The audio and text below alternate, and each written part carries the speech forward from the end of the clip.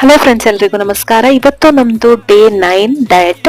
ಇದಕ್ಕೆ ನಾನು morning drink ಆಗಿ ದಾಳಿಂಬೆ, ಬೀಟ್ರೂಟ್ ಹಾಗೆ ಲೆಮನ್ ಮತ್ತೆ ಪುದೀನಾ ಸೊಪ್ಪುಗಳನ್ನ ಬಳಸಿ ಒಂದು ಮಾರ್ನಿಂಗ್ ಡ್ರಿಂಕ್ ತಗೊಂಡೆ. ಅದಾದ ನಂತರ ಮಾರ್ನಿಂಗ್ ಬ್ರೇಕ್ಫಾಸ್ಟ್ಗೆ ನಾನು ಮೂಂಗ್ ದಾಲ್ ಅಥವಾ ಹೆಸರು ಕಾಳುಗಳ ಹೆಸರು ಉಸ್ಲಿ ಮತ್ತೆ ಸ್ವಲ್ಪ ಅವಲಕ್ಕಿನ ಬ್ರೇಕ್ಫಾಸ್ಟ್ ಆಗಿ ತಗೊಂಡೆ. ಅದಾದ ನಂತರ ನನ್ನ ಮಿಡ್ ಡೇ ಮೀಲ್ ಆಗಿ ನಾನು ಪಪಾಯವನ್ನ ತಗೊಂಡೆ. ಪಪಾಯ ಆರೋಗ್ಯಕ್ಕೆ ತುಂಬಾನೇ ಒಳ್ಳೆಯದು, ಲೋ ಕ್ಯಾಲೋರಿ. ಹಾಗಾಗಿ 11 ಗಂಟೆ ಅಷ್ಟೊತ್ತಿಗೆ ನಾನು ಪಪಾಯವನ್ನ ತಗೊಂಡೆ.